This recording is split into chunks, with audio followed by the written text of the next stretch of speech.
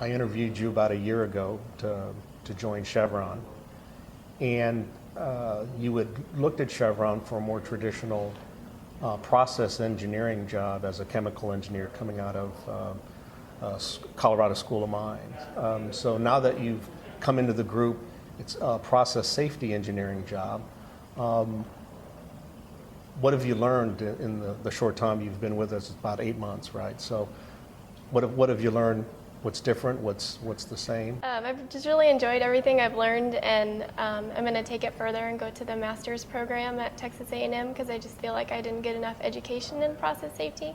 But everything I've learned so far has been through mentoring relationships and on-the-job application, which has been really great. And when I move on to my next role in maybe a more traditional facilities or process engineering type job, I'll be able to take everything I've learned in process safety and apply it for a safer design. Is it what you expected from college? This is sort of your first professional engineering job, isn't it? Yeah. You had some summer internships. Mm-hmm. So what's that been like for you? It's been a little bit different. I never realized the magnitude of some of the projects that we work on, and getting to work in the major capital projects group, I really seen a big scope of things that we're working on and that's going on in the industry.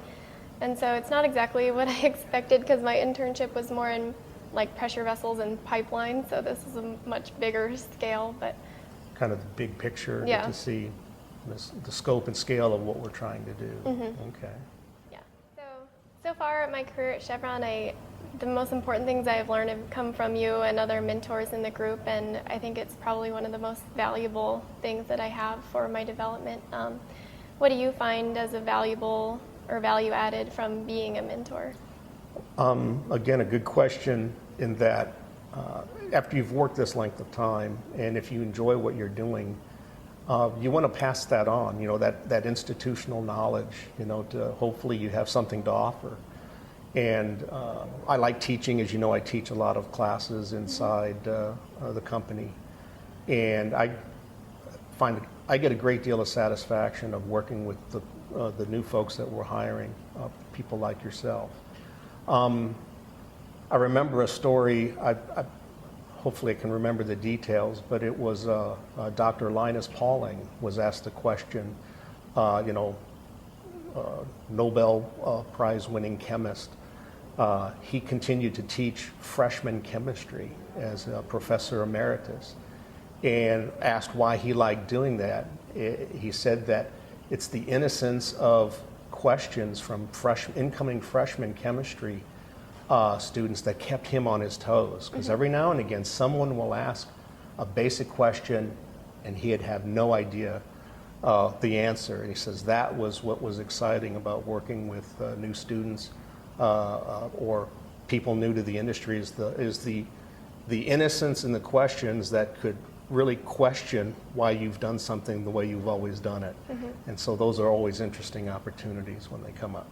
So Amy, I've been to several of these conferences, so they're kind of, they're not new to me. I enjoy them, but this is your first external conference. I know there's been some internal Chevron conferences you've gone to. So what are your thoughts so far on the AIChE conference here in San Antonio? I think it's a great opportunity to network and meet other people in the same industry from other companies, and even people from my own company that I hadn't met before. And then the young professionals events were really great for meeting other young professionals and even people who are still graduating and about to move into the professional environment, and just learning about different segments of AIChE at the networking event, and also all the technical papers that I've gone to have been very interesting. What's been your most interesting track so far? It's only been a day in this morning. Well, I like the loss prevention track because I am learning about, in work right now, I'm learning about the vapor dispersion modeling, and seeing some of the papers on that here has been really interesting because I actually can apply it a little bit to what I've already learned. So. Excellent. So Kevin, in your over 30 years experience, what are some of the job transitions you've made and the reasons for those, and what are some advice that you could give me? Almost immediately out of college and into my interviewing, I was drawn to the oil and gas business, the energy business.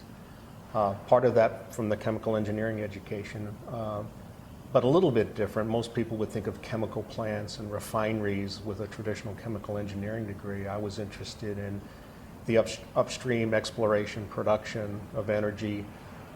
My chemical engineering connection was with gas processing, so I joined Atlantic Richfield in 1981, February of 81, as a trainee in their gas processing group.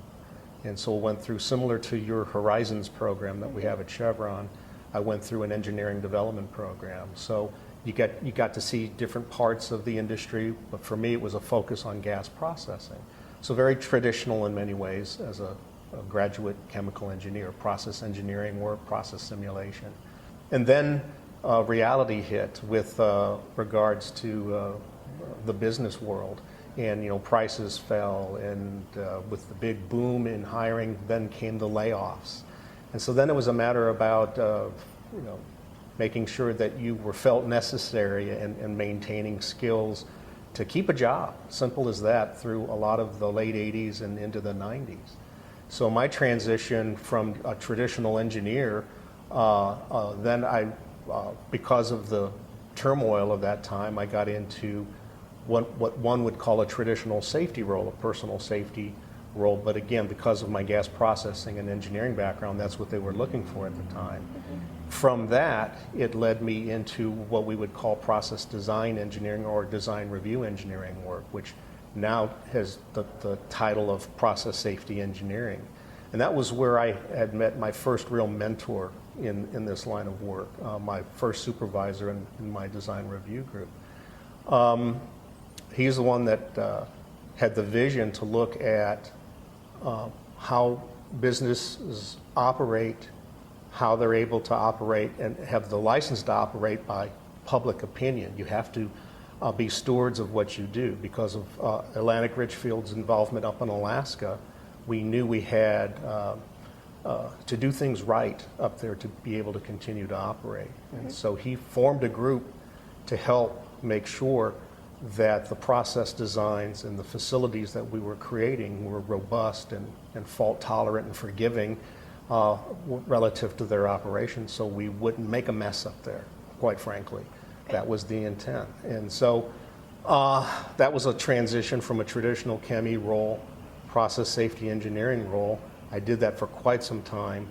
And then, as you've heard me joke, then I've moved, I don't do any real work now, I'm in management.